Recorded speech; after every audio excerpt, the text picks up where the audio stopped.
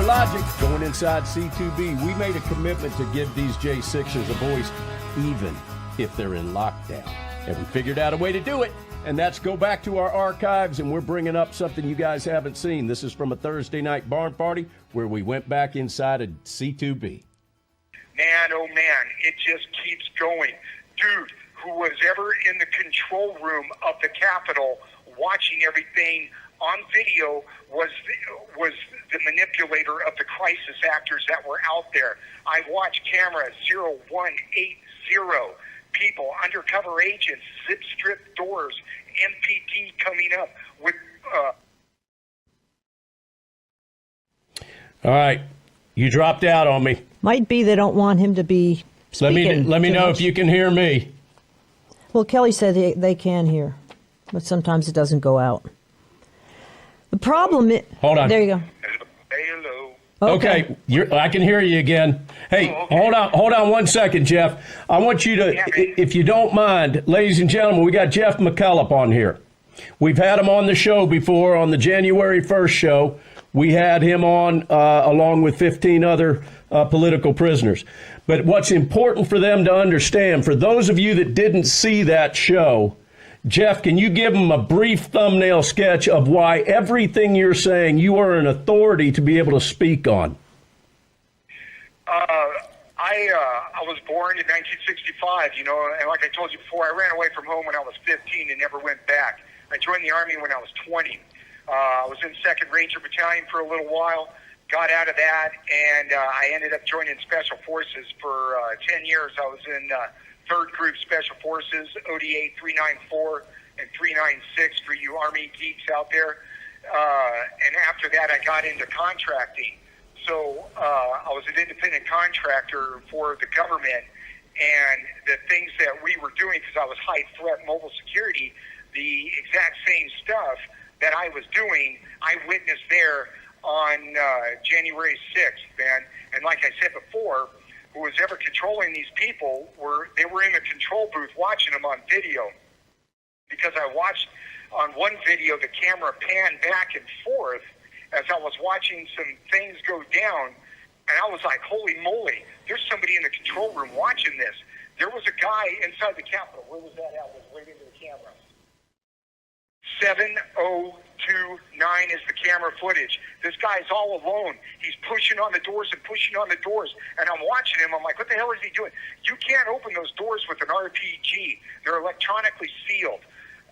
He's pushing on the doors. He can't do it. He turns around, walks 5 feet, starts waving up at the camera, pointing to the doors, goes back over, and then just opens the doors back up. I remember that. Like, there's an actor. This guy is an actor and an active player, and somebody's controlling him, and they're all in the control booth, man. The whole thing was a setup, dude. You just got to slow down the video and watch it take place. It's shocking and mind-boggling that's called guerrilla warfare. That's guerrilla warfare at its finest, and they used our own people against us. Is what happened. And you saw that overseas. Huh? You saw that firsthand in the work you did overseas. Yeah. Well, we wear the same earbuds. I use the same two-way communication systems. You are able to tell what somebody is doing. You have to see the action before the action takes place. So you're watching people do awkward things. They're not, and sometimes it's too fluid. And you're like, that's not right. Just like on the eastern door of the terrace, a guy walks up. What is he wearing? 5'11" pants. Oh, backtrack. In my discovery alone, there is a weapon that was found on the ground, a 9mm Smith & Wesson, in the waistband holster with an extra magazine laying on the ground. Do you realize how hard it is to get an in the waistband holster out with the weapon and somehow lose it on the ground with an extra magazine? No, that's called a drop weapon, all right? And they wanted somebody to pick that gun up and start shooting. But Captain Bagshaw saw it on the ground and picked it up. How do I know his name? Because I watched his body cam footage. He picks it up, looks at it, sticks it in his pocket along with the extra magazine, and then takes it to one of the supervisors, and the gun was never heard from again. Weren't they looking for the smoking gun or weapons in the crowd? They're like, it was an armed insurrection. But somehow they never found it. Well, where did that gun go? There was another guy with a cowboy hat. He's on video footage from the fights.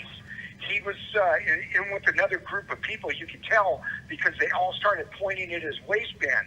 He goes up, and once the camera gets into view, he runs up in front of the cameras, starts plowing into the crowd, trying to make it look like they're agitated and violent, but everybody was kind of like falling over because they weren't expecting it.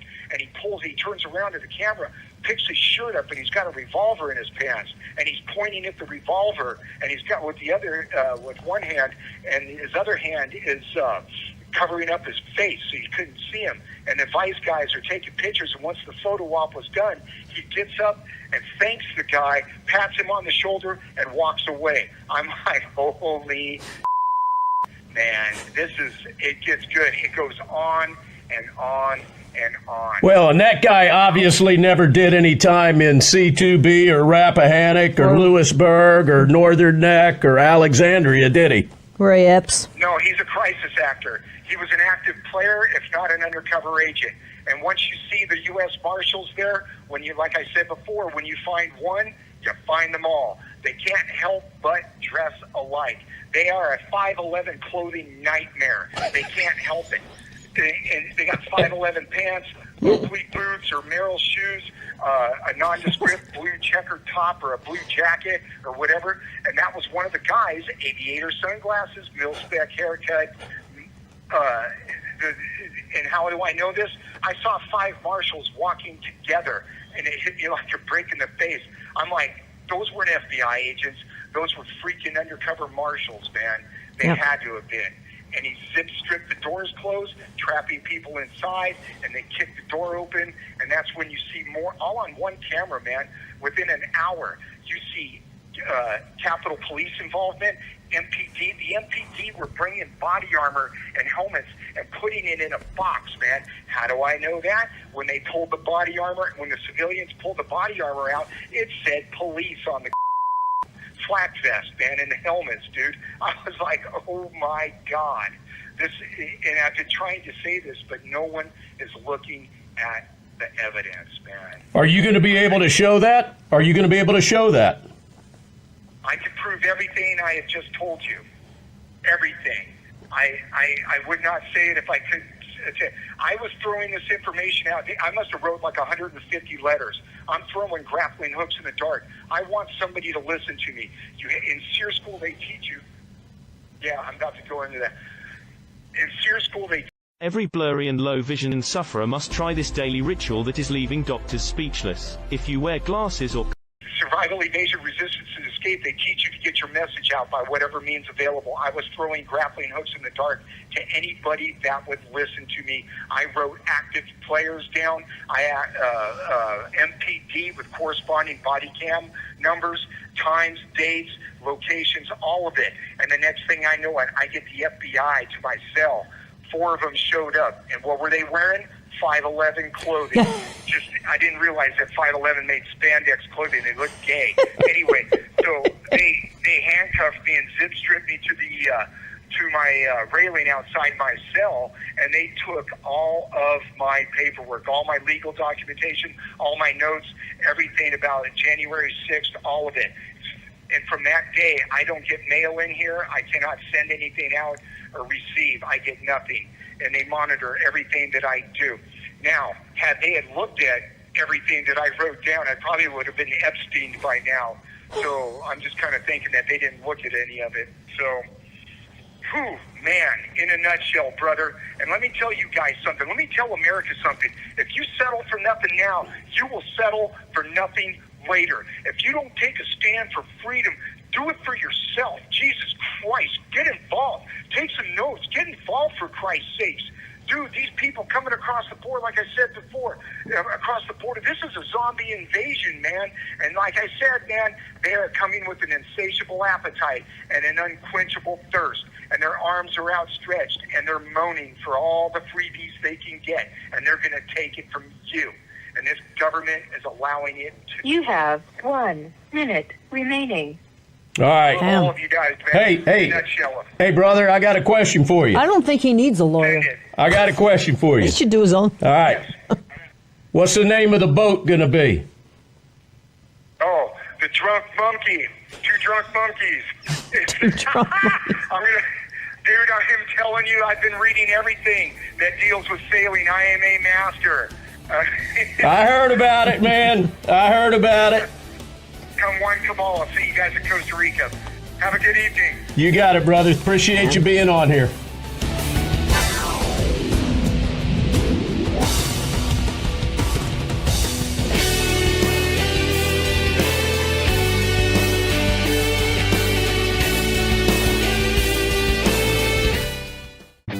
In the West, we've always lived by a code where small talk is traded for big stories, and where every day is another chance to blaze new trails.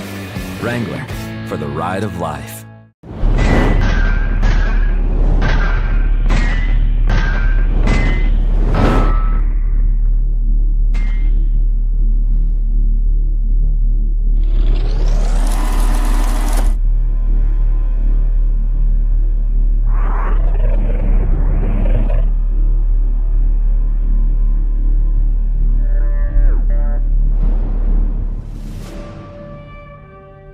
January 6th, 2021. Washington, D.C. The U.S. Capitol Building. An event that has been reported on more than any other in modern history. Despite excessive coverage, articles, books, documentaries, and congressional inquiries, many details about the timeline of events that day remain unknown to the public. Understanding what actually happened on January 6th without bias and with as much context as possible is extremely difficult. News organizations and mass media have controlled the story of that day. Big tech and social media companies have censored, shadow banned, and deplatformed eyewitness accounts, which further skews and misrepresents the truth from that day. Many of us still do not know the names of those who were killed at the Capitol and the causes of their deaths. This video seeks to create a thorough and truthful timeline of the events of January 6th, while shedding light on unheard stories, unseen footage, and new details. When facts are cherry-picked for the sake of political narratives, we the people suffer. Truth, not agenda, is the motivation for this timeline.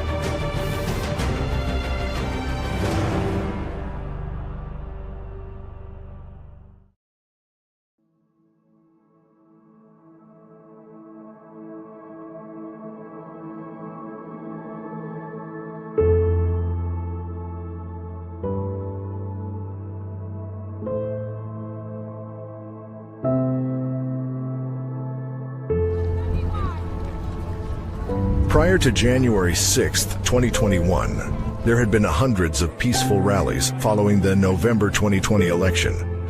Polls showed that many Americans were concerned with election irregularities in key states that ended up deciding the presidential election for Joe Biden. None of these rallies ever turned violent. The morning of January 6th started no different than any of those other rallies.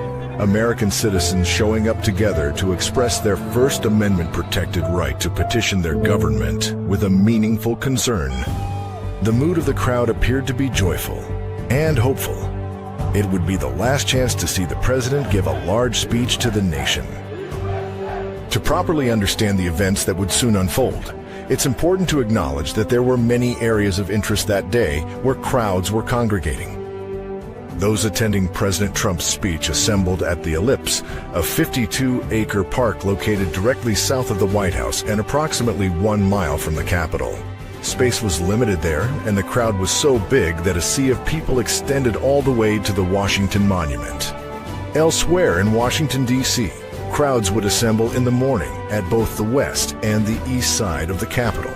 Still others would loiter in the vicinity to await the next event that would take place that day, of which there were multiple permit holders in the area. At 11:41 a.m., Ryan Samsel, a man who will later be pivotal in the first breach of the Capitol, crosses the street past multiple uniformed officers. Seconds later, the acting U.S. Attorney for the District of Columbia, Michael Sherwin, wearing plain clothes, is seen crossing the same intersection. Sherwin would go on to lead the investigations of Samsel and hundreds of others. 4 minutes later, the same officer whose body cam recorded that interaction is moving through the crowd, responding to a call of a person with a gun. The crowd is compliant as the officers move through the space. They reach their intended target, and after a few minutes of questioning, let the man go. He had no firearm and was only carrying a knife. Someone saw the handle and thought it was a handgun. Oh, yeah. This is my card, okay? So if you got any questions or issues. All right, be safe. Thank you. You too. You guys be safe as well.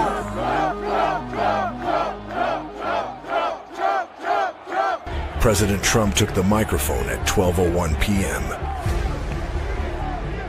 Media will not show the magnitude of this crowd. Even when I turned on today, I looked and I saw thousands of people here, but you don't see hundreds of thousands of people behind you because they don't want to show that. The president gave a speech that morning that was very similar in tone and in style to the many campaign speeches and post-election speeches he had given to audiences around the country. I'm listening to the speech in my ear, thanks to Scott.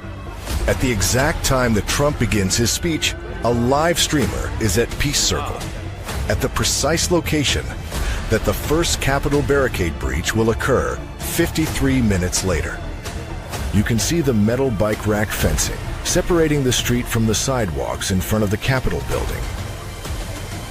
These area closed signs were posted in compliance with a restriction that went into effect September 7, 2020, due to the construction of the inauguration stage.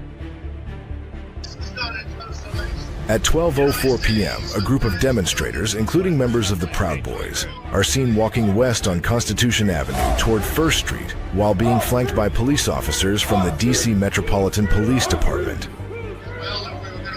Flanked by the DCPD. 15 minutes into his... Did you know that lemon and cucumber can help you pee out blood sugar? Did you know that you can pee out blood sugar? Most people... His remarks, President Trump mentions for the first time that after his speech, the crowd will be walking to the Capitol. For context, let's hear the president's full remarks during this portion of his speech. Now it is up to Congress to confront this egregious assault on our democracy. And after this, we're going to walk down, and I'll be there with you. We're going to walk down. We're going to walk down anyone you want, but I think right here we're going to walk down to the Capitol. And we're going to cheer on our brave senators and congressmen and women. And we're probably not going to be cheering so much for some of them. Because you'll never take back our country with weakness. You have to show strength and you have to be strong. We have come to demand that Congress do the right thing and only count the electors who have been lawfully slated. Lawfully slated. I know that everyone here will soon be marching over to the Capitol building to peacefully and patriotically make your voices heard. 6 minutes following these remarks, the group of Proud Boys and demonstrators seen previously being flanked by the DC MPD have stopped for lunch at a row of food trucks in front of the U.S. Department of Labor on Constitution Avenue. Eddie Block, seen here in a scooter, tells a live streamer the immediate plans of the group. Where are we headed? Do we know? We're heading back to the rally. Oh, okay. Was there nothing going on at the Capitol? Not really. Not really. We're just kind of marching around, letting people know we're here. Okay, good time. Yeah. All right. 6 minutes after this interaction, at 12:30 p.m., the U.S. Capitol Police report a very large group heading to the Capitol from eastbound on Pennsylvania Avenue at approximately 7th Street. Cruiser 50, it does look like we're going to have an ad hoc march stepping off here. There's a crowd surge heading east. At this same time, police body cam records police intervening between Trump supporters and a counter-protester. The police encourage the crowd to keep marching toward the Capitol. Come on, guys, let's keep the march going. Let's keep it going. Let's keep it going. President Trump won't be finished speaking at the Ellipse for another 40 minutes. During this time, a man named Ray Epps was filmed on the streets, directing the crowd to the Capitol building. As soon as President Trump is finished speaking, we are going to the Capitol. It's that direction. That's where our true problems lie. President Trump is done speaking. We are going to the Capitol. That's where our problems are. We are going to the Capitol, where our problems are. It's that direction. He was filmed the night prior, urging the crowd to go inside the Capitol. I'm going to put it out there. I'm probably going to go to jail for it, okay? Tomorrow, we need to go into the Capitol. Into the Capitol. Peacefully. The crowd surrounding him instantly calls him out as a Fed. At 12:35 p.m., Mike Pence's motorcade is seen heading to the Capitol, turning left on Constitution Avenue from Louisiana Avenue. Stay back, please. A minute later, at 12:36, Vice President Mike Pence arrives at the U.S. Capitol. The Vice President's motorcade has just arrived at the Capitol in advance of the joint session. The certification is to begin in 24 minutes at 1 p.m. Eastern. As Mike Pence arrives, a crowd is already assembled at the barricades in front of the East Plaza of the Capitol. At this exact moment, President Trump is mentioning Mike Pence's upcoming certification at his speech on the Ellipse, over a mile away. But now they see all this stuff. It's all come to light. It doesn't happen that fast. And they want to recertify their votes. They want to recertify. But the only way that can happen is if Mike Pence agrees to send it back.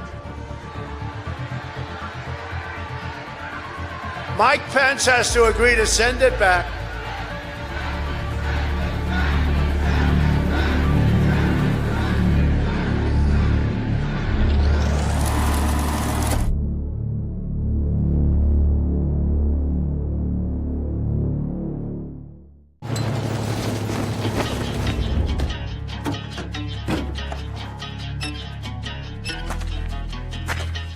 Sean Stephan here with Nemo Arms. Just recently finished up 29 years in the Navy, with the last 27 being in the SEAL teams. 22 of those were spent at our Tier 1 unit in Virginia, where I've spent numerous deployments overseas doing real-world combat operations. And when we weren't deploying, we were home training. I had a good opportunity when I showed up in Idaho, and I was introduced to a Nemo rifle, where I instantly fell in love with it. Craftsmanship, extreme accuracy, and also the lack of recoil was awesome. I came on board with Nemo Arms as a full-time position, looking to introduce our weapons to military and law enforcement units in the United States and overseas. I'm extremely excited to be with the Nemo family.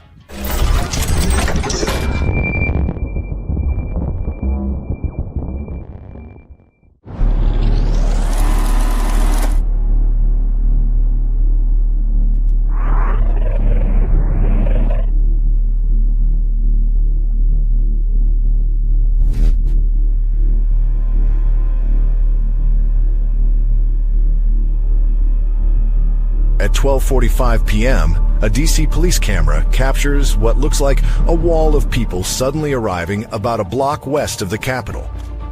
Video footage captured moments later shows demonstrators gathering at Peace Circle, where Pennsylvania Avenue terminates as a street and turns into Pennsylvania Walkway, a path that leads directly to the west side of the Capitol.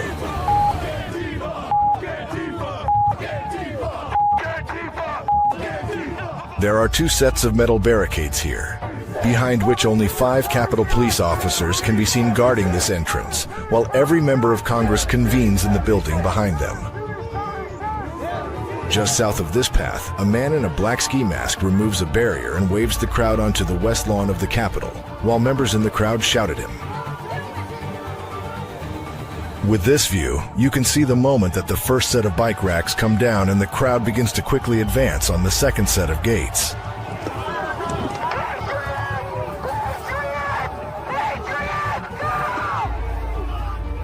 Ryan Samsel, who we saw earlier in a white hoodie and red baseball cap, approaches the police line. This would become the first major breach of the Capitol grounds and skirmish with Capitol Police. We will show this crucial interaction in its entirety and use multiple angles to see what happens at this all-important flashpoint.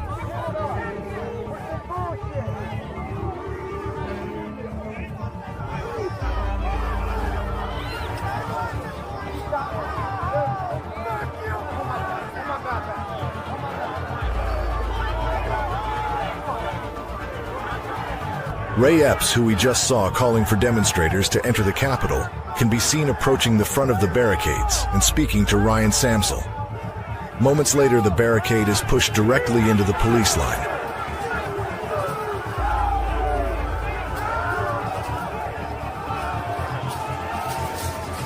After the gate is forcefully pushed forward, U.S. Capitol Police Officer Caroline Edwards is knocked to the ground. Ryan Samsel immediately runs to her aid to help her get back on her feet. The first violent skirmish of the day between demonstrators and police had begun.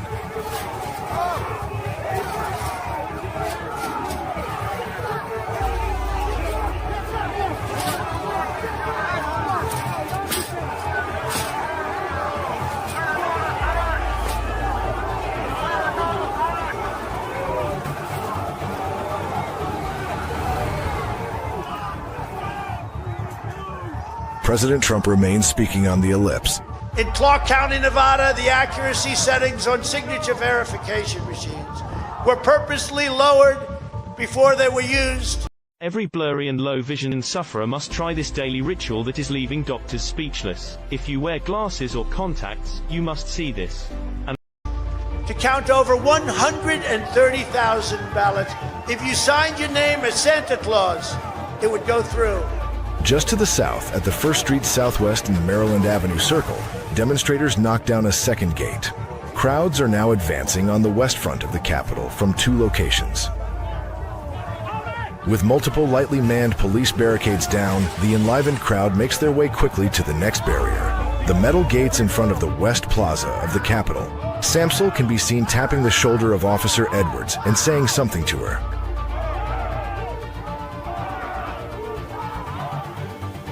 Looking over the west side of the Capitol from a security camera on the exterior dome, we can see how quickly the crowd is able to fill the area in front of the West Plaza.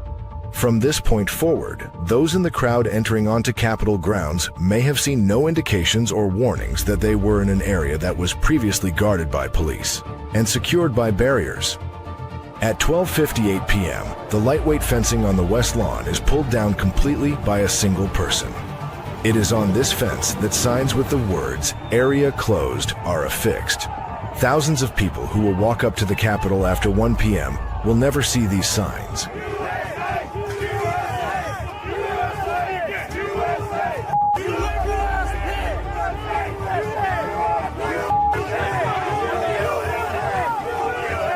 Zooming in closer to the northwest corner of the plaza, we once again see Ray Epps at the head of the crowd, in front of the next set of police barricades. So far, we've seen him the previous day calling for the crowd to enter the Capitol. We saw him that morning, directing people to the Capitol. We saw him at the first gate breach, and now here he is at the second major gate breach. And it won't be the last we see of him. Directly in front of him is where the crowd breaches the metal gates and enters onto the West Plaza of the Capitol. At 12:59 p.m., a man on the northwest sidewalk collapses. Can you please have someone respond to my location? At the bottom of the west front, with an individual that's down here, unconscious and not breathing. The man's name is Benjamin Phillips. He is a computer programmer from Bloomsburg, Pennsylvania, who traveled to D.C. to support President Trump. A crowd of people, including police officers, form around him to assist with life-saving measures. While Benjamin Phillips fights for his life outside, inside the Capitol, Vice President Mike Pence is entering the House chamber to convene the joint session to certify the electoral votes. President Donald Trump is still speaking to a large crowd at the ellipse, unaware of the crowd that is already amassed at the Capitol. Clear evidence that tens of thousands of votes were switched from President Trump to former Vice President Biden. Madam Speaker, members of Congress, pursuant to the Constitution and the laws of the United States, the Senate and House of Representatives are meeting in joint session. verify the certificates, and count the votes of the electors of the several states for President and Vice President of the United States. Back outside on the West Plaza, United States Capitol Police Deputy Chief Waldo orders the less lethal team to get into position. Unit 6, I need less lethal teams that can come up from the upper west stairs and take an elevated position. They're not compliant, climbing, scaffolding. Let me know when the less lethal teams are in place. 1 minute later, the less lethal team moves into place. At 1:06 p.m., Deputy Chief Waldo orders the less lethal team to launch. Unit 6, I got a crowd fighting with officers, pushing, throwing projectiles. I have given warnings about chemical munitions. I need the less than lethal team positioned above me to identify the agitators and start deploying. Launch! Launch! Launch! U.S. Capitol Police Inspector Lloyd is seen signaling officers above on the terrace to open fire on the crowd.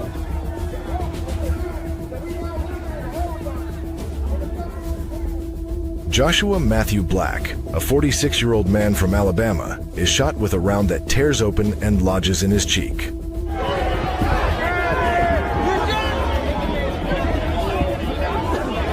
You're shooting us! No, we don't! We need medical something! Whoa!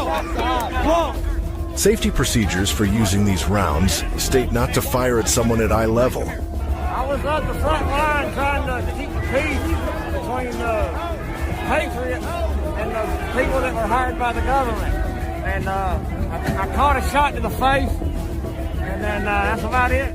Deputy Chief Waldo orders a second deployment of munitions. 6, I copy.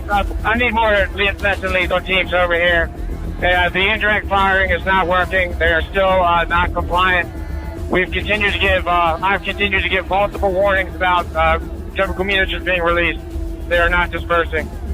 Although Chief Waldo has broadcast over the radio twice that he has given warnings, no video that day captures these warnings. D.C. law on crowd dispersal procedures states that before any munitions are used against a crowd, officers must issue at least 3 clearly audible and understandable orders to disperse using an amplification system, as well as to provide participants reasonable and adequate time to disperse and a clear, safe route for dispersal. Just feet away, Benjamin Phillips fights for his life. He has been down on the ground and not breathing for 13 minutes. 1:30, where's the ambulance for this guy on the lower west? President Trump is finishing his speech at the Ellipse at 1:12 p.m. In a rarely seen split-screen view, let's simultaneously see different events happening around the Capitol in real time. So let's walk down Pennsylvania Avenue. I want to thank you all. God bless you, and God bless America. Thank you all for being here. This is incredible. Thank you very much. Ballots from Arizona. Is the objection in writing and signed by a senator? Yes, it is. As Representative Paul Gosar and Senator Ted Cruz make a challenge on the floor of the House, MPD officer Daniel Thau arrives at the southwest section of the plaza. His body cam shows him and nearby officers spraying demonstrators with an inflammatory agent.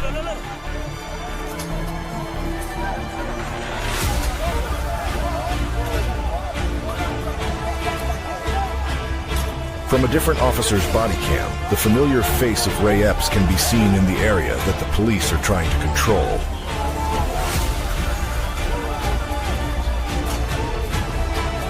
Back in the real-time multi-view, we can see Trump waving to the crowd after his 1 hour and 11-minute speech, the last speech he will give in front of a crowd as President of the United States. Gosar and Cruz are having their objections to the electoral vote of Arizona read on the House floor. Ray Epps is at the front of the police line speaking to officers. Appreciate it, guys.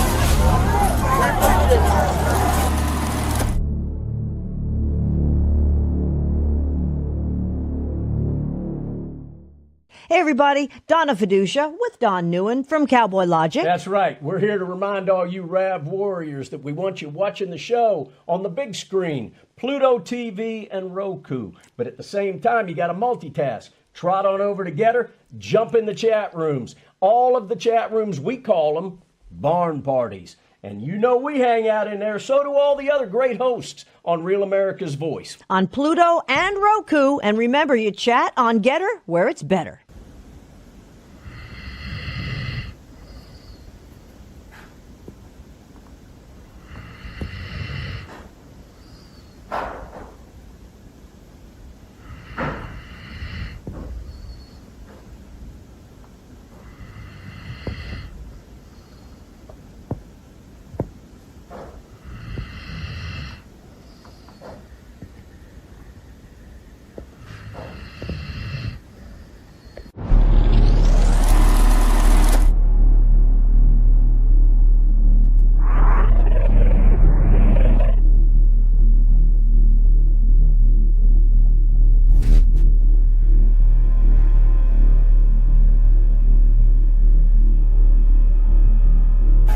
At 1:13 p.m., Officer Thao is frantically calling for more munitions. Do you still trust the corporate media? I know I don't. Get the real facts, the inside story behind the scenes. We need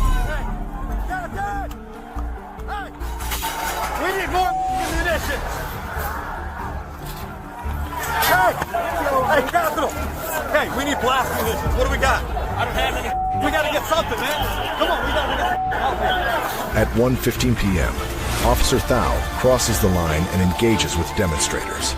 As the scuffle ensues, he discharges 2 rounds from his taser, also known as an ECD. 2 ECD deployments. 2 ECD. He then witnesses what he calls an APO, or an assault on a police officer. APO, felony APO. With 30 officers between him and the crowd, it's unclear what assault he thought he saw in that moment. A few hundred feet away, back on the northwest sidewalk, Benjamin Phillips has been loaded onto a makeshift stretcher and is being carried north to a waiting ambulance. 1:30, they're bringing the patient up to the ambulance right now. They are refusing to come down. Tragically, Phillips would be pronounced dead at the hospital later that day.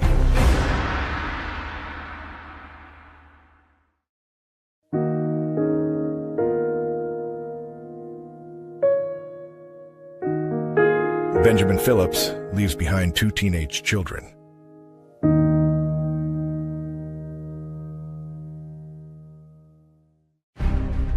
Back inside the Capitol building at 1:17 p.m., Vice President Mike Pence and senators return to the Senate chamber to debate the electoral vote challenge put forth by Representative Paul Gosar. After expending all his munitions, Officer Thao yells at the officers on the west terrace of the Capitol above them to start shooting what they have into the crowd. Damn it, we need them. Let's go. Shoot it. Go. Shoot. Shoot. The less lethal team fires into the crowd for a 3rd time.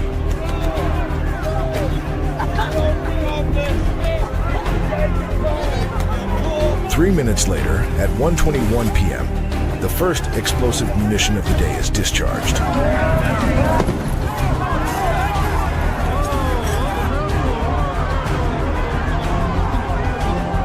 The demonstrators at the West Plaza of the Capitol will be hit by an unrelenting barrage of grenades, incendiaries, rubber bullets, and gas for the next hour.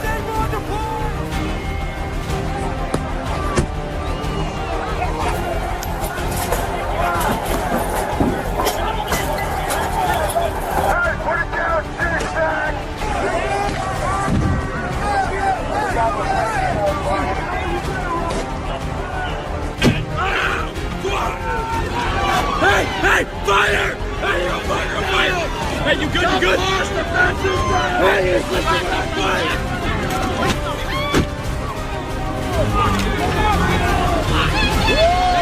That was my fire. We got another individual down. People are doing CPR and the DC-5 response to this area. Take that. At 1:28 p.m., a man has collapsed on the West Plaza and is attended to by people in the crowd. They can't get anybody in here, and the cops are throwing flashbangs into the crowd. He is unresponsive for several minutes. Fearing the risk of trampling, they carry him to a different location where they continue to try to resuscitate him. He's having a heart attack. He's been on the ground for 6 minutes. They carried him. They've been doing CPR. I think that man probably died. I hope they saved his life.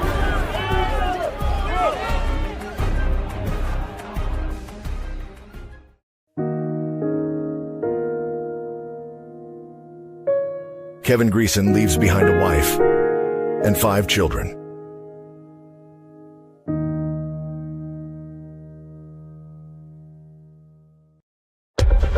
Around 1:30 p.m., on the southwest side of the plaza, officers push the crowd back and are able to establish a police line again. The police will hold this line for about an hour. Just inside the Capitol, Representative Zoe Lofgren, Democrat from California, is responding to the challenge of the electoral count. The votes are simply to be counted as certified and transmitted by the states. At 1:32 p.m., an officer laments that chucking grenades into the crowd is just going to make things worse. It's just going to make it worse.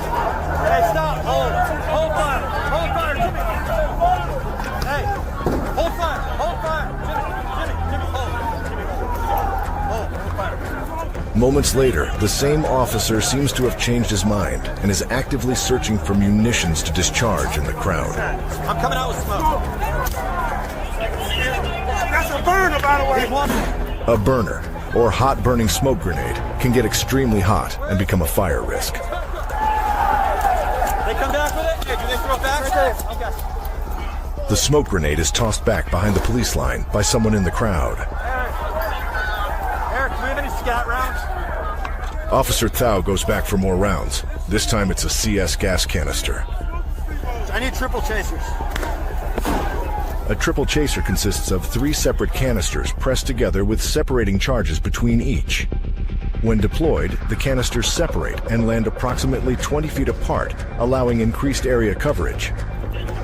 After not receiving approval to use the triple chaser, Officer Thao appears to be reprimanded by another officer for his use of smoke moments earlier. I got a triple chaser on hold. Yeah. I know, but this is triple chaser. I know, but this splits it. I mean, we got better. Another captain tells Officer Thao to hold on discharging CS gas into the crowd. At around this same time, Ray Epps is once again caught from multiple cameras being at the front line of the demonstrators near police barricades. No other person has been seen at this many flashpoints, this many times. He walks freely up and down the police barricades multiple times, communicating with other demonstrators in a similar fashion to when we saw him whisper in Ryan Samsel's ear earlier, before the first breach. At 1:38 p.m., Donald Trump sends his first tweet after walking off the stage 24 minutes earlier. It reads, "Please support our Capitol Police and law enforcement. They are truly on the side of our country. Stay peaceful." Around 1:40 p.m., Ray Epps is one of the members of the crowd who helps lift up a large Trump sign and push it into the line of police officers on the West Plaza of the Capitol. At 1:41 p.m., body cam footage from Officer Anthony Aliotto records a discussion about the dangers of using CS gas in their situation. The officer petitions not to have Robert Glover, the on-scene commander, authorize use of CS gas in the area. But what I'm saying is, do not let Glover authorize CS. It'll just 8 minutes later, at 1:49 p.m., a riot is officially declared at the U.S. Capitol. We're going to try to get compliance, but this is now effectively a riot. 49 hours declaring it a riot. The fears of Officer Aliotto are soon realized when at 1:50 p.m. officers use CS gas on the northwest side of the plaza and effectively gas themselves with aid from the wind. You can see multiple officers struggling from the effects of the CS gas. Tina, be careful. It's blowing right back. I know. So what do you do? It's in my eye. You okay? Yeah. Don't rub it. You know that. Keep blinking. Over on the east side of the Capitol, the gates have successfully held the crowd back for over an hour from when the west side was first breached. At 1:59 p.m., that all changes. The demonstrators overpower the police and begin to make their way toward the east steps. Police are squabbling with protesters. Oh, there we go.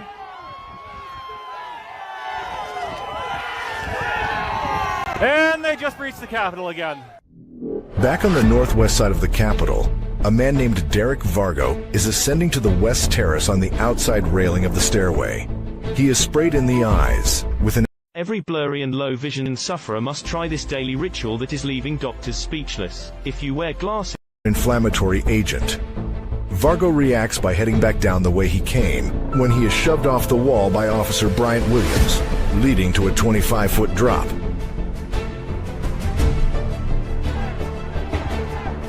Some will call this an attempted murder. Vargo is carried away on a makeshift stretcher by officers and bystanders.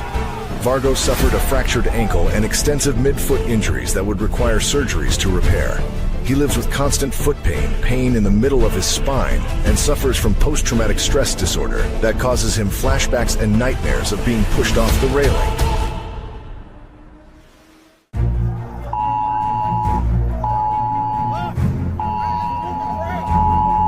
At 2:03 p.m., the first dispersal order is heard coming from a mobile LRAD, or long-range acoustic device. Official code 22-1307. All people must leave. DC law requires police to give 3 separate warning with the LRAD system and an opportunity to disperse before using violence or munitions to clear a protest crowd.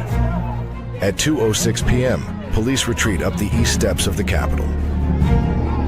Demonstrators soon follow and ascend the steps.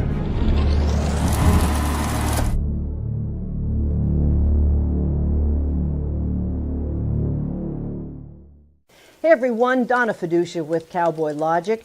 We want you to stay healthy this winter. So therefore, we've partnered with Dr. Stella Emanuel at drstellamd.com and use promo code 1776 for 5% off. We've worked that out. Again, Dr. Stella has doctors all over the country in all 50 states that practice medicine, not politics. You want hydroxychloroquine, ivermectin, you want to find out about long COVID, you want to find out how to stay healthy this wintertime with the cold season coming and the flu season coming. Dr. Stella is there to help. They also have mom and pop pharmacies that will fill those prescriptions. So please check her out. drstellamd.com. That's drstellamd.com. Promo code 1776 for 5% off. Stay healthy this winter. Up your D3, up your zinc, and be prepared with ivermectin, hydroxychloroquine, and drstellamd.com.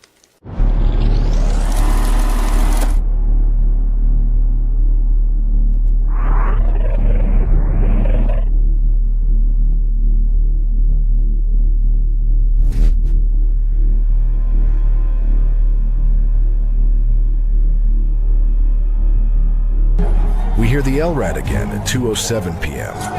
Failure to comply with this order may subject you to arrest. It's unlikely that demonstrators heard either of these warnings given the situation on the plaza, which calls into question the earlier stated DC law that requires these announcements to be clearly audible and to provide participants reasonable and adequate time to disperse. Back on the east side of the Capitol at 2:09 p.m., Hunter Emke is seen kicking in and punching multiple windows. He is quickly tackled and detained by police.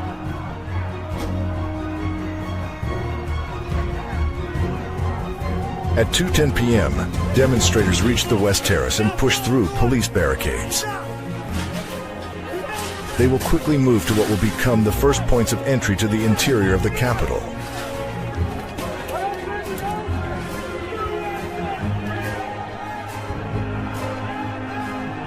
A man throws a 2x4 through a glass pane, the first such broken window on the west side of the Capitol. Shortly thereafter, Dominic Pizzola pushes the window in using a police riot shield. Protesters will soon enter the building through these breach points.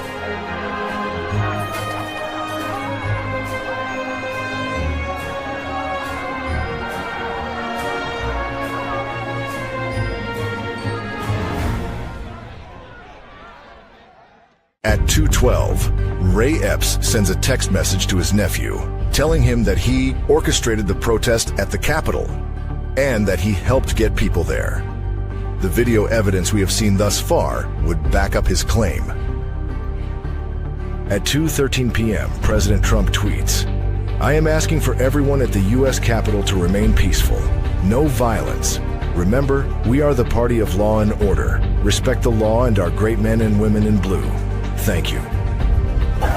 Hey! Frank, you got anything else? Back on the West Plaza of the Capitol, Officer Thau receives a Stinger 40mm 60 caliber rubber balls round and rushes to fire it into the crowd. This crowd management round contains approximately 18 rubber balls. Hey, I need a round. You have CS? 30 seconds later, he's given a baton round, a round that contains 3 40mm rubber projectiles. He again heads over to the police line to fire it into the crowd. At 2:18 p.m., after a few minutes of confusion inside the room, the House calls a recess during its debate over an objection to the electoral votes from Arizona. Without objection, the chair declares the House in recess pursuant to Clause 12B of Rule 1.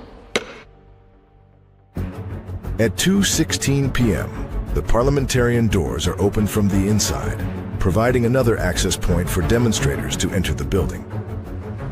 Down on the West Plaza, Officer Thao refers to police activity as, quote, shooting zombies. We're just shooting zombies, man. Hey, we're shooting zombies. That's it. They took me inside? They're inside. Okay, well, we need to get those out of here. All right, we're completely surrounded. At 2:18 p.m., after a few minutes of confusion inside the room, the House calls a recess during its debate over an objection to the electoral votes from Arizona. Without objection, the chair declares the House in recess pursuant to Clause 12B of Rule 1. At 2:18 p.m., police body cam picks up a tense conversation among officers, where one officer admits that they're hitting innocent people. Nothing's going to help. The wind is at us. I know. Right. The wind's at us. So we get hit with a lot of pain applying when you hit innocent people. And not only that, we're taking out one and 10 of them are getting angrier. We're multiplying them by hitting them. At 2:24 p.m., John Earl Sullivan is recording as he is one of the first of the demonstrators to enter the Capitol Rotunda. 2021, y'all. This is insanity. Holy sh**. What is this? What is life? At the same time, a few blocks away, MPD officers are discussing new plans to enter the Capitol to support U.S. Capitol Police. They're gonna burn that building down. That's fine. We'll figure it out. All right. They better reach out to the military right now. That's what they better do. Get the National Guard suited up. Get them down here. You know we're suiting up. We're going in. We are? Yes. When? Down. Right You didn't hear that? Still at 2:24 p.m., Mike Pence's move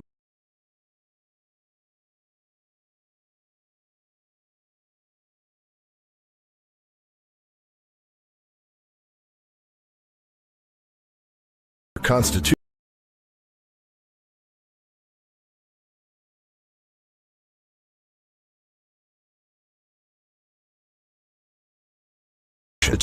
would be a significant tweak to the January 6th committee, for they claimed that it was the motivation for a surge into the Capitol complex. Our investigation found that immediately after the president's 2:24 p.m. tweet, the crowds both outside the Capitol and inside the Capitol surged.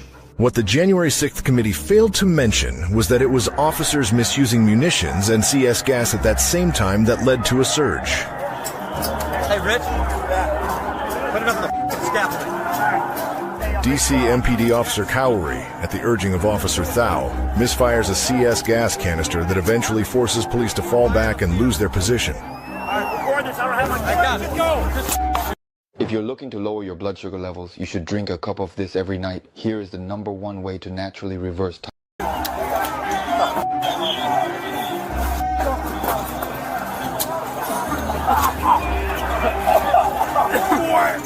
As officers on the West Plaza, unequipped with gas masks, struggle breathing, the plume of CS gas can be seen from the overhead camera on the lower right corner of your screen. It blows over the entire area of the West Plaza that the police had secured for nearly an hour. Within 3 minutes of the officer's CS gas misfire, the police line on the West Plaza entirely collapses. Back on the east side at 2:24 p.m., demonstrators are able to force open doors from the inside. These are the Columbus doors, which lead a short way to the rotunda of the Capitol. Back outside on the West Plaza, an elderly woman is violently pushed by police down a set of concrete stairs 3 times, which incites the crowd around her.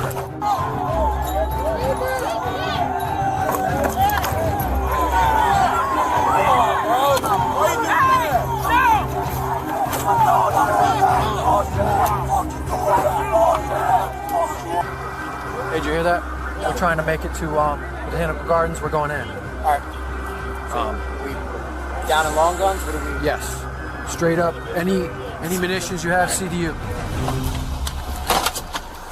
At 2:28 p.m., in an interesting exchange, a press photographer on scene at the east entrance of the Capitol taps a demonstrator on his hip and shoulder to move him out of the way so he can presumably get a better shot of the action. Back out on the south side of the West Plaza, a demonstrator is taken down by 6 police officers. He receives multiple punches while in a face-down, prone position.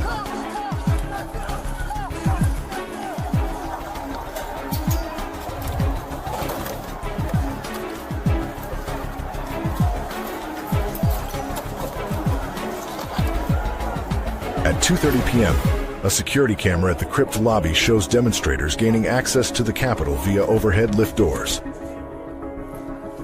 At this same time, the House is called into final recess. Without objection, the House is going to go back into recess. At 2:31 p.m., Washington, D.C. Mayor Muriel Bowser orders a curfew from 6 p.m. that evening to 6 a.m. the following morning. At 2:33 p.m., a frustrated police officer can be heard venting about being, in his words, set up. They set us up. That's what they did. They set us up. They set up 64. Oh, absolutely.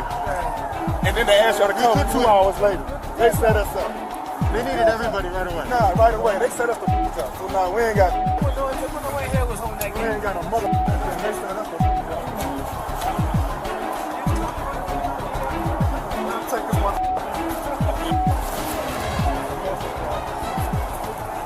I'm gonna be as real as I can be. We are going to get overrun on the steps of the Capitol right now. We're getting hammered, okay? If you guys go down there, the paint compliance is working very minimally. There's 10,000 to 1. We're gonna lose the steps, and we're getting people hurt like a mother. Demonstrators are seen entering from the west side of the Capitol, while police officers watch them walk through the doors. Just feet away at 2:35 p.m., minutes after losing the West Plaza, Officer Aliotto throws a gas canister from the West Terrace into the crowd that has amassed on the West Plaza.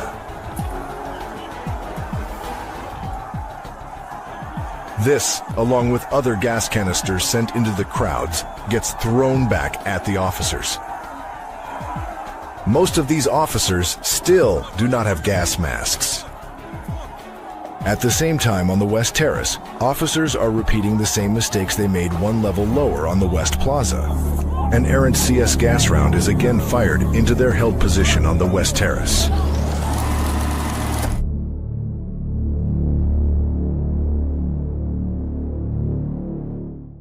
Hey everybody, we got a brand new sponsor at Cowboy Logic. 1776 promo code gets you 15% off. SugarCreekGoods.com. Yeah. We are talking about all natural cleansers, scrubs, Bar soap. creams. This is the body butter. I love this. This is awesome stuff. Don, let me put a little bit on here.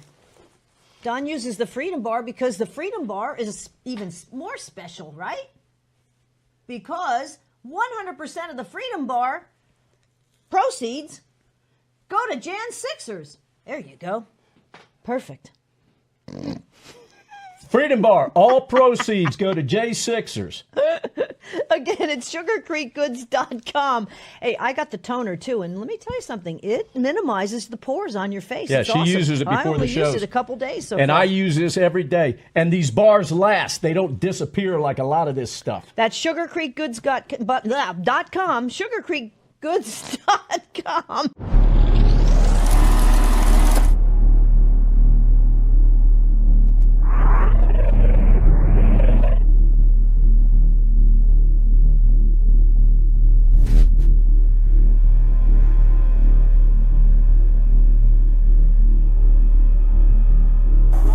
The spreading gas will eventually effectuate a retreat back into the Capitol through a narrow tunnel. This mistake would prove to be incredibly significant for the events that are yet to come. The retreat into the Capitol through the West Terrace tunnel would create the conditions for the next standoff between demonstrators and police that would take place over the following hours.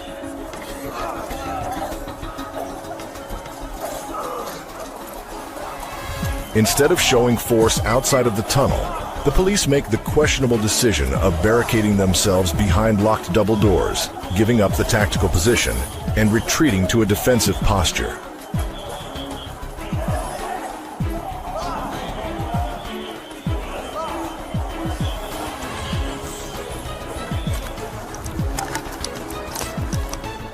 At 2:39 p.m., Metropolitan Police Department reinforcements arrive at the Capitol, entering through the east carriage door.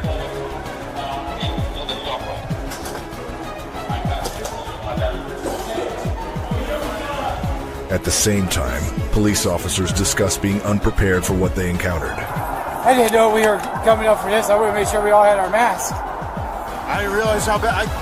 They set us up to fail. They did. There was no way we were winning that. And now you got at least 4 platoons that are just gassed out. Yeah, literally. Because us, 54, doesn't have masks.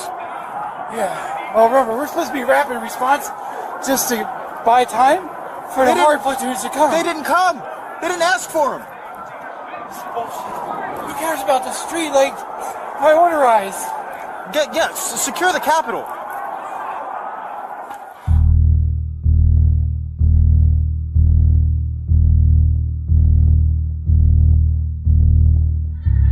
At 2:42 p.m., journalist Taylor Hansen is walking behind Ashley Babbitt, an Air Force veteran from California, as she turns a corner and approaches the speaker's lobby, guarded by 3 police officers.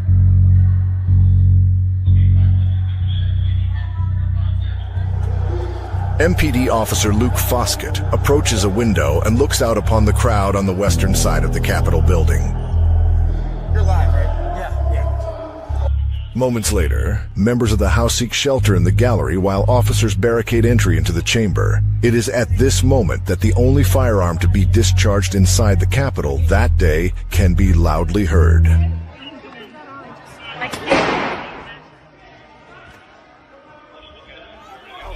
The story of that gunshot is quite possibly the most tragic story of that day.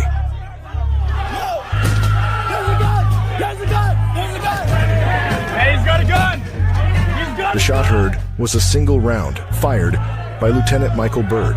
It strikes Ashley Babbitt in the neck, and she falls back into the upper landing of the stairwell.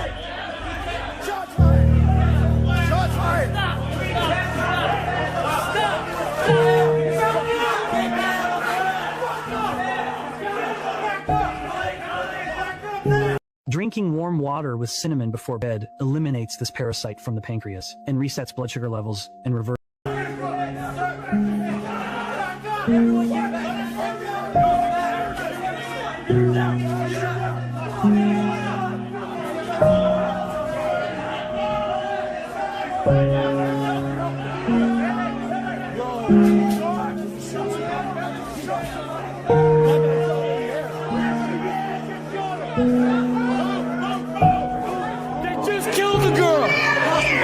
He's trying to go right in the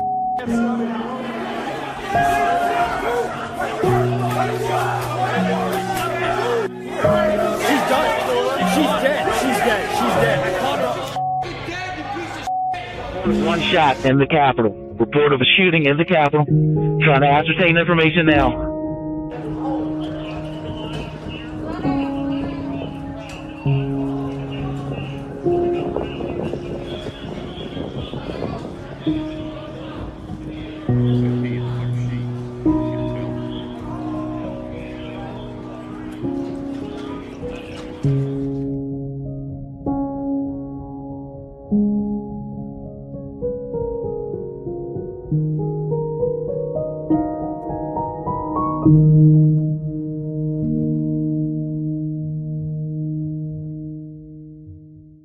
At 2:46 p.m., approximately the same time as Ashley Babbitt is shot by Capitol Police Officer Byrd, a series of smoke and signal flares are activated at various locations around the Capitol.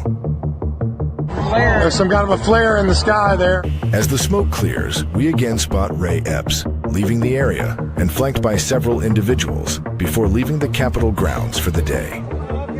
Meanwhile, demonstrators continue to enter the Capitol building. The first demonstrator enters the Senate chamber.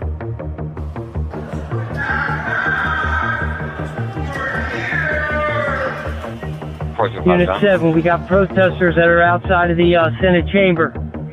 Over the course of the next 30 minutes, the Senate chamber will become a significant location of the day, along with the Capitol Rotunda, the Capitol corridors,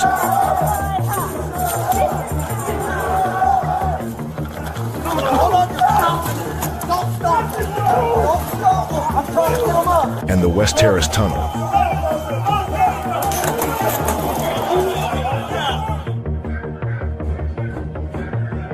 Prior to this point in the day, many demonstrators were free to roam the hallways and chambers of the building, meeting little resistance from Capitol Police. The police here are willing to work with us and cooperate peacefully, like our First Amendment allows. Gather more Americans under the condition that they will come and gather peacefully to discuss what needs to be done to save our country. Capitol Police Officer Robichaud asks a small group of demonstrators to remain peaceful. Show us no attacking, no assault, remain calm. We're not going to assault. We're going to be heard. Everybody, this must be peaceful. This has to be peaceful. We have the right to peacefully assemble. Robichaud then proceeds to escort at least one demonstrator, Jacob Chansley, throughout various locations in the Capitol. At 2:46 p.m., additional demonstrators continue to enter the Senate chamber. Security footage shows no Capitol Police presence in the Senate chamber at this time. At this point in the day, many of the demonstrators on the outside have no idea the Capitol has even been breached. Let's go back to the multi-view to see what's going on around the Capitol grounds. On the southeast side, a group of MPD officers arrive to assist Capitol Police with clearing out the inside of the Capitol. 122 Crown, we're sending MPD through the south door of the Capitol. There's about 25 units in hard gear. Back on the West Plaza, an enormous American flag has been draped over the scaffolding. On the east side of the Capitol, demonstrators have overtaken the stairs and continue to gather on the lawn. Back in the rotunda at 2:48 p.m., we see demonstrators peacefully roaming around and taking photographs. The only law enforcement officers visible are standing in the doorway. As demonstrators continue to roam the hallways, one officer has a concerning realization. They make it up here. They can go right to the Senate floor. They just don't realize it yet. Back at the West Terrace Tunnel, a demonstrator activates a fire extinguisher into the tunnel towards dozens of law enforcement officers. Motor 13, we need munitions and 50 officers on the rotunda steps, at the top of the steps. We need munitions to clear these steps.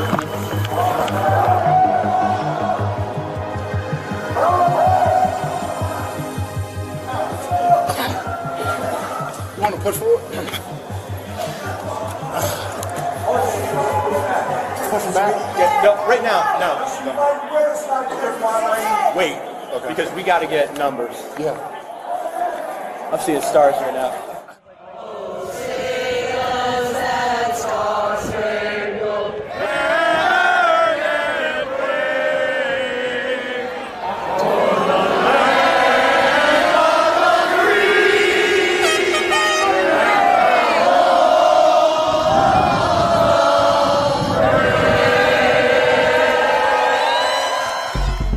Inside the Senate chamber, demonstrators are rummaging through desks looking for intel. This is objection to the Arizona. This is objection. He was going to sell us out all along.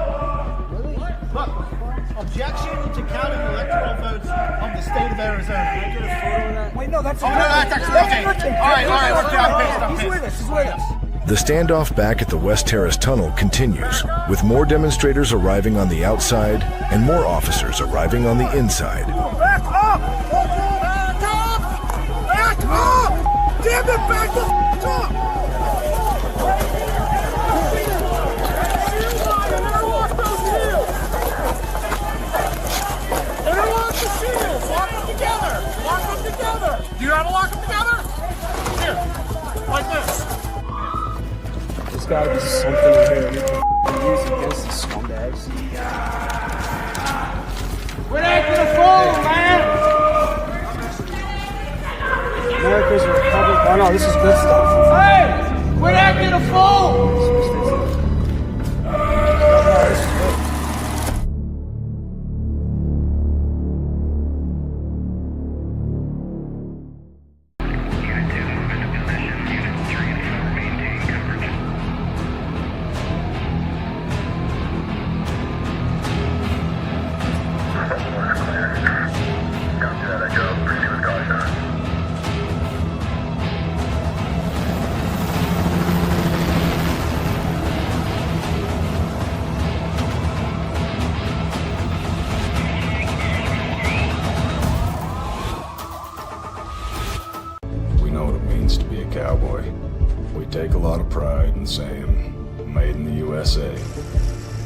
ways and traditions don't have a price. That's why each of our hats pass through over 200 hard-working hands in this detailed process. When you put on a cowboy hat, it represents respect, freedom, strength, and courage. You're wearing the most iconic American symbol there is.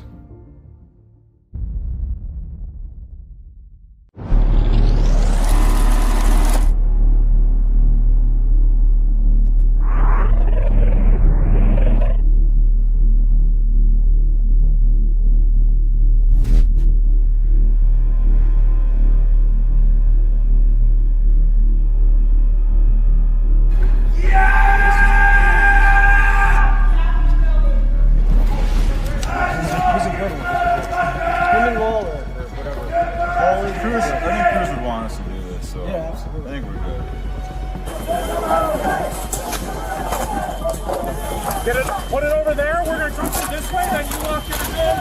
We close this off. You get your arms through these shields. You know how to put your arms. Do we have a hard platoon guy here? You. Show them how to lock the shields together and hold the shields. If you have knee pain, watch this. Dude, stop running like that. Your knees are doomed. Nah, man. Hold it! Hold it, baby! It's the only way we're going to hold this door. At 2:55 p.m., law enforcement begins to move demonstrators out of the Capitol from various locations. We are Americans. I pray for every one of you, for your safety.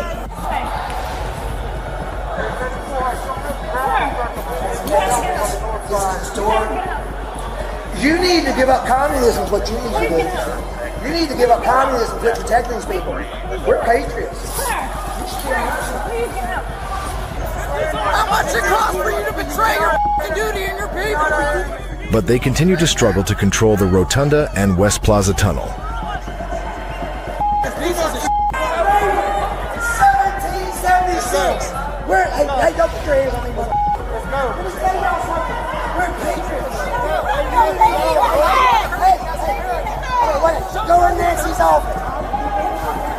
You'll go Nancy's office. Richard Barnett, the demonstrator who posed for this photo in House Speaker Nancy Pelosi's office, attempts to persuade an officer to let him back in to retrieve his flag.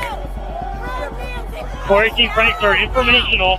I have a group of about 20 to 30 officers that are cordoned off on the south side of the Rotunda stairs. We're just going to hold the line over here until we get some kind of control of this crowd. There's no enforcement we can take at this time.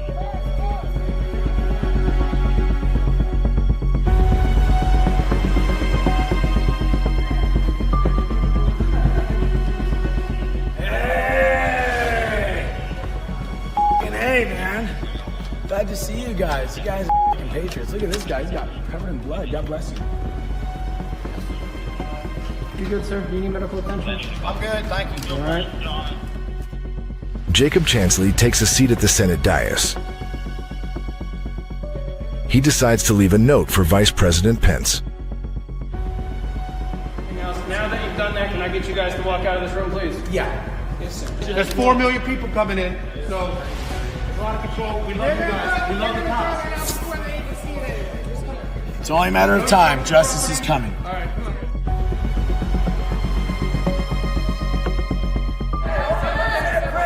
Let's all say a prayer and let's say good prayer. Thank you, Heavenly Father, for gracing us with this opportunity. Thank you. Thank you, Heavenly Father. Yes, sir. I have 75 people inside the Senate chambers, just for information. They are going through desks and on top of podium. Back at the Rotunda, dozens of MPD officers prepare to clear out all of the demonstrators. Hold the door. They told us to push that way. No. Hold the door. We're not with Capitol. DC, we're holding I got you. All right, 401, just advise the units outside the Rotunda door. We've got CDU hard squad sending all these individuals out of the Rotunda. I'll take. Come on. Get, are you good? Grab the police. Let's go. Push. All right. Push them out. Move back. Move back. Move back.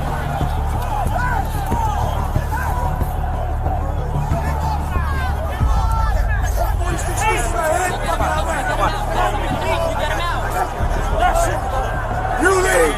You leave. This is our house. This is your job. This ain't your house.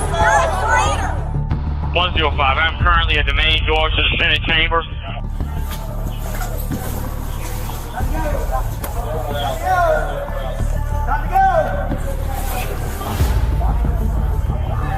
Sorry, up here. Up here, the giant shirt.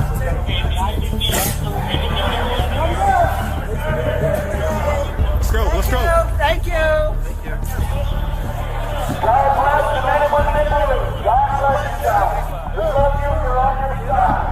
Come on, let's go, let's go, let's go, let's go.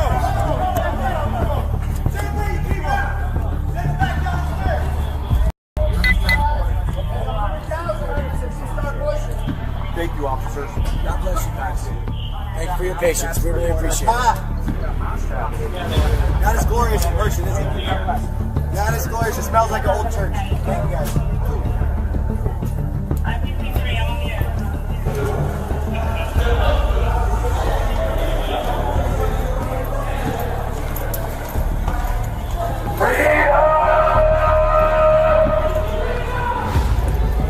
Back at the scuffle at the West Terrace Tunnel, the situation is rapidly deteriorating.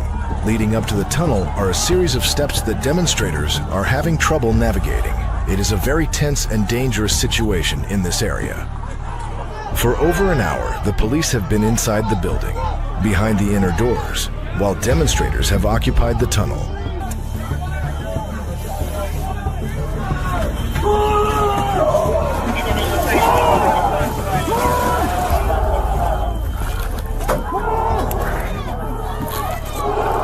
Girl 5 John is advising they need additional assets. At 3:19 p.m., the police successfully expel the demonstrators from the tunnel.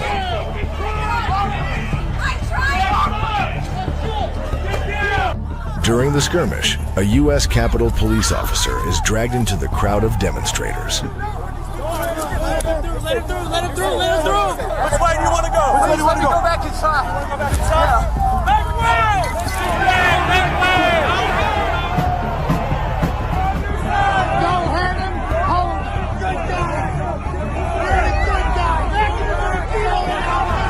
Lift him up. Lift him up. We let you go. Come on. Hey.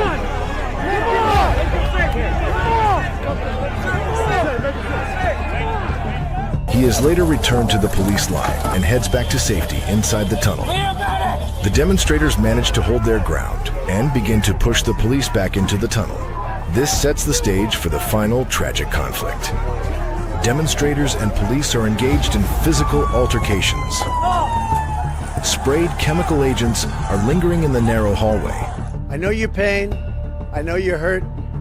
We had an election that was stolen from us. At 4:17 p.m., President Trump posts a 1-minute video to his Twitter account, urging demonstrators to stay peaceful and go home. We have to have peace. We have to have law and order. Twitter quickly attached a warning label on the video, which read, "This claim of election fraud is disputed, and this tweet can't be replied to, retweeted, or liked due to a risk of violence." This limited the reach of the message. Minutes later, Twitter would remove the entire video message from its platform. I know how you feel, but go home and go home in peace.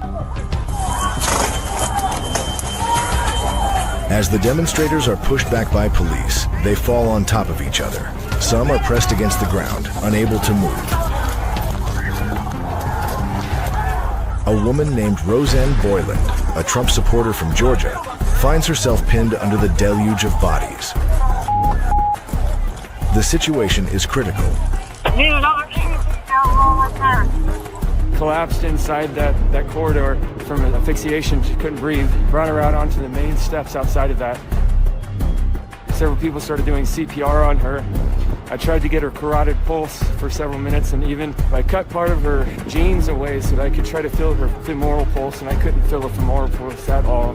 By the time that they decided to pick the person up and give them to the police officer, she had blue lips and blood was coming out of her nose. Man, where does DC Fire need to go for that CPR that's going on? Didn't seem hopeful at all. I don't think that person will be revived. Officers transport Boyland inside the tunnel and begin CPR.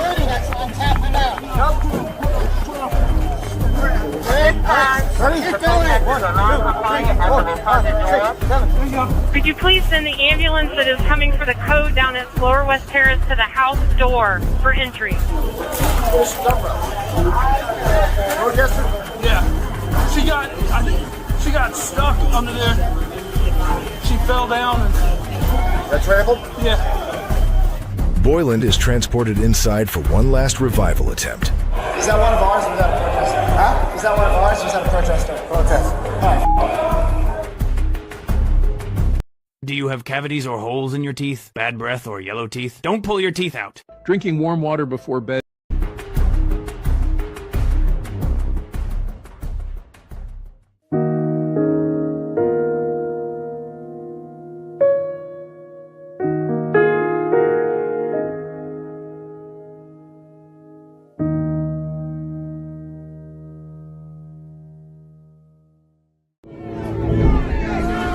City U70, they're destroying the media equipment over here in the Senate egg. Copy. Protesters are destroying media equipment at the Senate egg. At 5 p.m., as the citywide 6 p.m. curfew looms, police are making progress securing the Capitol, and a steady stream of demonstrators leave the Capitol grounds.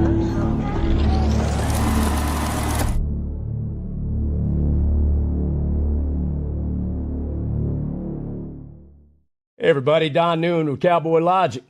This commercial is about Cowboy Logic beef jerky, but we're going to do it a little different this time. We're going to make you really want it. So I've got some out to shoot. We have 4 different flavors, cowboylogicbeefjerky.com. I'm going to do it a little different. For the next 45 seconds, I'm just going to sit here and eat some beef jerky.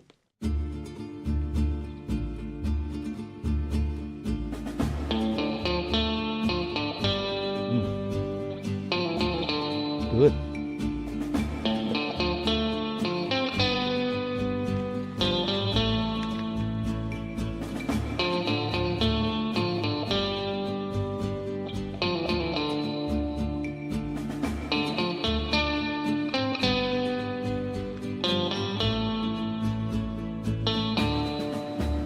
CowboyLogicBeefJerky.com.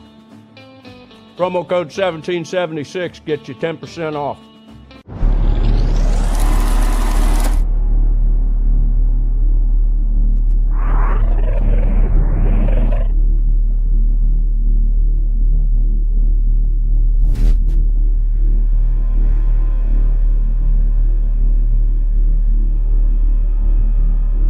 At 5:10 p.m., police used tear gas to drive the remaining demonstrators from the Capitol's upper levels.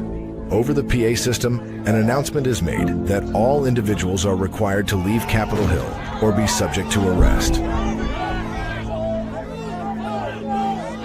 At 5:40 p.m., National Guard troops begin to arrive at the Capitol to secure the premises. 1 minute after the curfew goes into effect, Donald Trump sends out a final message to his supporters that day. At 8 p.m., the Capitol is declared secure. Today was a dark day in the history of the United States Capitol. Shortly after, at 8:06 p.m., the Senate resumes debate over the certification of Arizona's vote in the Senate chamber. The House would reconvene about an hour later. The election results will be certified. And 14 days later, Joe Biden will walk down the same tunnel and stairs where the police and demonstrators fought for hours, and where Roseanne Boyland took her last breath to be inaugurated as the 46th President of the United States. January 6th, 2021. A day of hope and patriotism that turned into a day of chaos and tragedy. For the past 3 years, the shadow of January 6th looms large in our politics, in our culture, and in our national conversation. Are we any closer to understanding the events of that day? Are we still in the timeline of January 6th?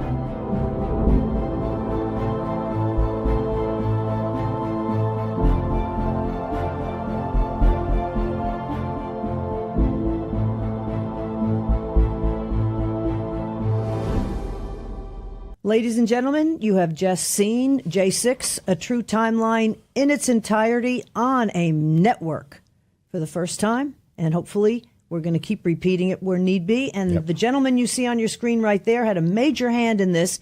His name is Daniel Goodwin. We've been wanting to have him on for quite some time. His mom, Marie, and Daniel, and Tim Rivers also worked on this great book we've talked about and we've auctioned off, J6 and the American Gulag Chronicles. Again, folks, Daniel, this took you years, 3 years to work on this, working with families, working with lawyers. And as you can see there, ladies and gentlemen, open.inc/J6. That is the website for Catherine Engelbrecht and Greg Phillips, Through the Vote. And they've been working with these guys on this as well. So, Daniel, welcome to Cowboy Logic. Tell us about your outfit. Yeah, your outfit right off the bat. It's historic. Yeah, this is the outfit I was wearing on January 6th, where I walked into the building through an open door and remained in there for between 30 and 40 seconds. And for that, I was arrested and I spent 3 weeks in solitary confinement before trial. Then when they let me out, I had a year of what they call house arrest. And then I had a 2-month prison sentence, which I just finished out in August. Now I have a year of supervised release. So yeah, we're very grateful to Catherine and Greg for hosting our documentary on their site. And, we're just blown away by the response of this movie. Everyone needs to see it, I believe. I worked on it not only with David Summerall at Stop Hate, where I work, but with AJ Fisher and Jason Rink and the director, Paul Eskandon, and they really did a great job on it. And so, yeah, me and David have, of course, been working on J6 documentaries from day one. We did Writing History in 2021, we did Bloody Hill in 2022, and we did 1,000 Days of Terror in 2023. So kicking off the year 2024, we're hoping this is the year that you will know the truth, and the truth will set you free. We really want to free our J6ers, and I'm just believing that Jesus gave us the blueprint by telling us the truth is what sets them free. Well, we've done more interviews with J6ers from behind bars than any other national level television show. The one thing that keeps ringing true time after time after time again is all these guys want is the truth to get out. Mm-hmm. They don't want to be pardoned. They want the truth. And they would love to have the opportunity to be sworn in and testify under oath in front of Congress, but we know that's not going to happen. Daniel, tell us a little bit about Stop Hate, that website, because I go to that website often, and tell us about some of the things that the viewers can find at stophate.com. Yeah, especially I want to point out stophate.com/J6, where we have our calls to action. That's also where you can find this and other documentaries that we've done and that others have done. We just kind of keep it all there, and all the J6 research. There's a button there for J6 research you can click on. But if you look specifically at our calls to action, the top 3 are usually, they're going to be pray. You can join a prayer group. They're going to be to fundraise, help these J6ers. Each one of them, most of us have our own fundraiser, and we listed as many as we could find. And then number 3 is writing mail. So obviously the Patriot Mail Project, and sending mail to these prisoners means a lot. When I was in prison, getting those letters, it really meant a lot to me. After that, there's other things like FOIAs. We'd love if we could get a group of people together to start putting in these Freedom of Information Acts. But, a lot of people wonder, what can Congress do?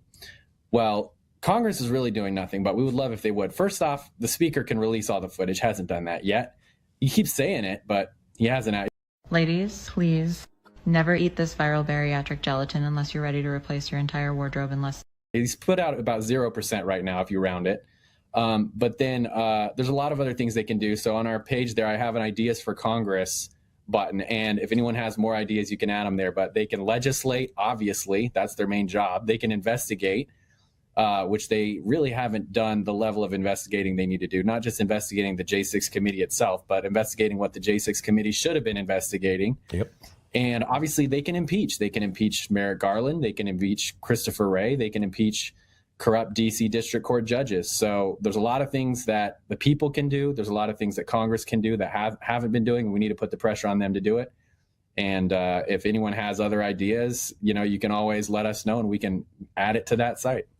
It's a great resource. Exactly. So right there, open.inc/J6 for the movie, stophate.com/J6, where we the people really need to act. You've got fundraising, activism, prayers, legislation, and getting Congress's butt in gear, because they don't care. That really is the problem. And Daniel Goodwin. To be rhinos in your party.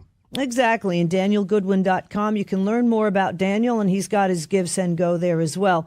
So, Daniel, I'd say you ought to auction off your outfit there, and you might raise some listen, money. Before we got to go tonight, I want to make sure that people understand how hard it's been for you to do your job over the last few years, because you've been in pretrial detention, you were in trial, you were sentenced, then you had home arrest or home confinement.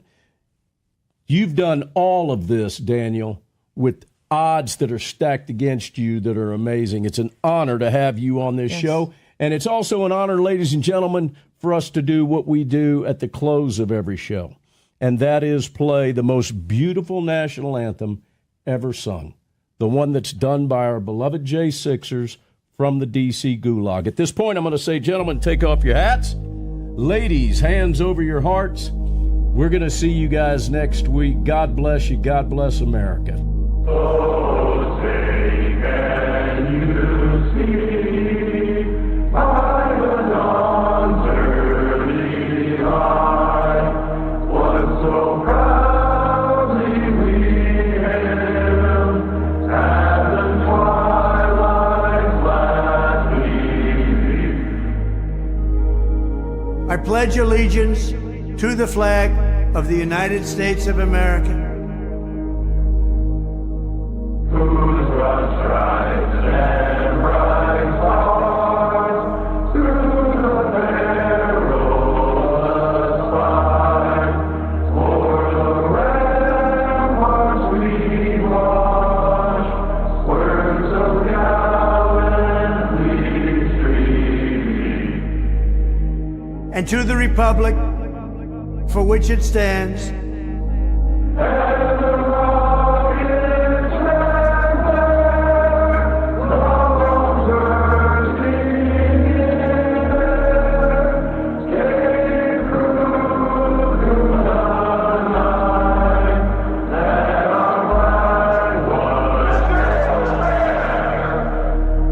one nation, under God,